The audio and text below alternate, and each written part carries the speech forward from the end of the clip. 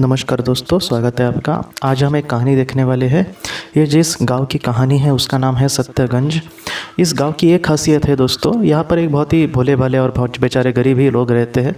इस गांव की खासियत ये है दोस्तों कि हर साल में एक बार यहाँ पर एक देवता प्रकट होते हैं और वो इन लोगों को मतलब एक काम कहते हैं कि आप कोई भी आशीर्वाद मांग लो या फिर आप कोई भी एक वर मांग लो। तो इस तरह से लोग उनसे वर मांगते हैं। लेकिन प्रॉब्लम यह है दोस्तों कि वो सिर्फ एक ही वर दे सकते हैं पूरे एक इंसान को, और वो जो वर होता है, अभी लोगों की एक ही परेशानियां नहीं होती, उनको बीमारियां होती है, उनको संपत्ति, बेचारे गरीब होते हैं। तो ऐसे वक्त में वो कुछ समझो, उस किसी ने कहा कि मुझे अच्छा जीवन दीजिए, तो अच्छा उसको जीवन मिलता था, लेकिन वो बहुत ही उसका जो पैसे है या फिर जो गरीबी है वो और बढ़ जाती थी। मतलब क्या है कि ये जो वर होता था वो किसी न किसी रूप में उनको शाप ही बन जाता था, और वो रोज़ की जो ज़िंदगी जीते थे उसमें भी उनका ठीक से नहीं हो पाता था।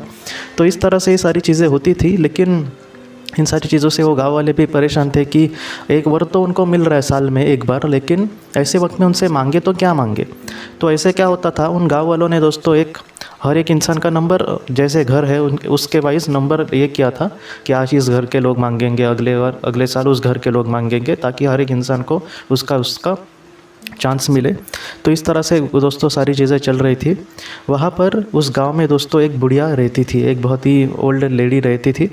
उसका एक बेटा था दोस्तों, और उसके जो बेटा था उसको कोई भी संतान नहीं थी।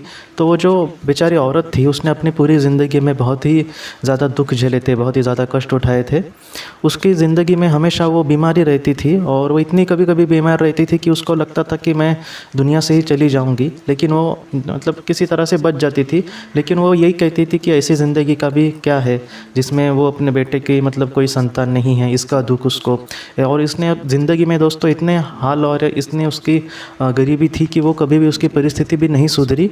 वो आज का कमाती थी तो कल खाती थी। तो इस तरह से ये सारी चीज़ें थी। और उसके बेटे ने भी अपनी ज़िंदगी में कुछ करने का प्रयास किया, लेकिन उसमें भी वो पूरी तरह से असफल होता गया दोस्तों। तो इस वजह से जो औरत थी वो भी अपने जीवन से बहुत ही कंटाली थी, लेकिन थोड़ी सी वो होशियार थी दोस्तों, वो एक थोड़ी सी चतुर औरत थी।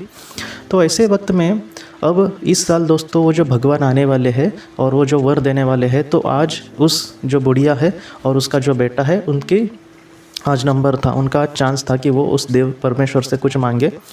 ये जो दोनों थे दोस्तों, इनको एक बहुत ही भोले भाले इंसान ही समझा जाता था गांव में। तो गांव वाले भी कह रहे थे कि ये लोग मांग के क्या मांगेंगे। अगर इन्होंने पैसा मांगा तो वो जो औरत है बूढ़ी, जो बेचारी किसी तरह से वो ज़िंदगी जी रही है, वो इस दुनिया से चली जाएगी। और अगर इसने संतान मांगी तो भी इसको जो गरीबी है वो तो ऐसे ही रहने वाली है। तो इस तरह से वो जो लोग थे वो उनकी हंसी मजाक उड़ा रहे थे कि ये लोग मांग कर क्या मांगेंगे। एक तो इनको एक चीज़ देकर उनको बाकी की चीज़ें तो अधूरी ही रहने वाली है। अगर उन्होंने पैसा भी मांग लिया तो भी जो बेचारी औरत है उसकी मतलब आयु भी उतनी नहीं है, और उसकी जो बीमारी है वो भी उससे ठीक नहीं होने वाली है। और अगर उस बुढ़िया को उसने उस परमेश्वर से बीमार या अपनी दूर हो जाए, या फिर एक अच्छी ज़िंदगी उस बूढ़ी को मिल जाए, बूढ़ी औरत को, तो ऐसे वक्त में उसकी मतलब वो जिएगी अच्छा, लेकिन गरीबी में जीकर भी क्या करेगी। तो ऐसी चीज़ें हुई दोस्तों। तो उसको लोगों भी उसका हंसी मजाक उड़ा रहे थे कि ये लोग क्या मांगेंगे। इस बार भी जैसे हर बार लोगों को वो भगवान कुछ ना कुछ वर देते हैं और उनसे बाकी की चीज़ें छीन ही जाती है, और वो जैसे दुखी हो जाते हैं वैसे ही इन माँ और बेटे का होगा। ऐसे ही उनको यही लगा कि ये लोग मांग कर क्या मांगेंगे। अब ये सारी चीज़ें जो है वो उनका बेटा मांगने वाला था उस औरत का। तो उसने कहा अपने बेटे से कि तुम क्या मांगोगे। तो बेटा भी कह रहा था कि मैं भी वही सोच रहा हूँ माँ, अब कल ही वो भगवान आने वाले हैं, कल ही उनका प्रकट होने का दिन है, लेकिन मुझे भी समझ नहीं आ रहा कि मैं क्या मांगूँ। तो उस औरत ने ये कहा कि तुम कुछ मत मांगना, मैं वहाँ पर उनके सामने जाती हूँ और मैं मांगती हूँ। तो उनके बेटे ने कहा कि तुम्हारी उम्र भी अब माता बहुत हो गई है, और ऐसे वक्त में तुम्हें कुछ ठीक से दिखाई भी नहीं देता, तो ऐसे वक्त में तुम उनके सामने मत जाना, मैं ठीक ठाक से कुछ मांग लेता हूँ। और मुझे भी लगता है कि जैसे बाकी के गाँव वालों ने जैसे कुछ मांगा, पैसे मांगे, अपनी अच्छी आरोग्य मांगा, अच्छी सेहत मांगी, इन सारी चीज़ें से जैसे कुछ मैं मांगता हूँ, क्योंकि हमें तो बहुत ज़्यादा चीज़ों की ज़रूरत है, लेकिन एक वर में हम क्या मांगेंगे। वो सिर्फ एक ही वर दे सकते थे, ऐसा था दोस्तों, और एक इंसान को एक वर। तो इन सारी चीज़ों से वो भी बहुत परेशान था। लेकिन वो जो औरत थी उसने ये कहा कि तुम ऐसा मत कहना, मैं उनके सामने जाऊंगी और ये सारी चीज़ें मैं उनको कहूँगी। तो ये बहुत ही ज़्यादा ये करने लगी, बहुत ही ज़्यादा वो पीछे लगने लगी। तो इस वजह से उसके बेटे ने कहा हाँ ठीक है माँ तुम जाओ। और उसको भी थोड़ा सा गुस्सा ही आया कि मैं इतना कह रहा हूँ फिर भी ये सुन नहीं रही, अपने ही काम अभी अपने ही इच्छा पर अड़ी है। तो इस वजह से उसको भी बहुत दुख हुआ दोस्तों। जब वो दिन आया और वो वक्त आया जब भगवान खुद प्रकट आए और उन्होंने ये कहा कि आज किसका नंबर है वो लोग सामने आ जाए और मुझसे वो सारी चीज़ें मांगे, मैं आपको जो भी आप एक चीज़ मांगोगे मैं आपको दूंगा। तो वो जो बूढ़ी औरत थी दोस्तों वो उस भगवान के सामने गई और उनको नतमस्तक किया, उनको प्रणाम किया और उनसे कहा कि मैं सिर्फ़ एक ही चीज़ आपसे मांगना चाहती हूँ, अगर आपकी आज्ञा हो तो भगवान ने भी स्मितहास्य किया और उनको कहा हाँ ठीक है माता जी, आप जो भी मांगे मैं आपको एक वर दूंगा। तो सबसे महत्वपूर्ण है बात वो ये कि उसने क्या मांगा दोस्तों। तो उसने जो मांगा वो बहुत ही महत्वपूर्ण बात है और उसने ये मांगा दोस्तों, उसने उस भगवान से ये कहा कि मैं अपने पोते के शादी में नाच नाच कर हीरे और मोती की लोगों में बौछार करना चाहती हूँ। ये सारी चीज़ें सुनकर लोगों को कुछ भी समझ नहीं आया कि ये क्या कह रही है। और उस भगवान ने कहा कि हाँ तुम जैसा सोच रही हो वैसा ही होगा, तथास्तु, ऐसा बोलकर उन्होंने उसको आशीर्वाद दिया और वो चले गए दोस्तों। और उस दिन से दोस्तों उसकी ज़िंदगी पूरी तरह से बदल गई। उस औरत ने क्या मांगा था वो फिर से मैं आपको दोहराता हूँ। उसने सारी चीज़ें मांगी दोस्तों, सारी चीज़ें।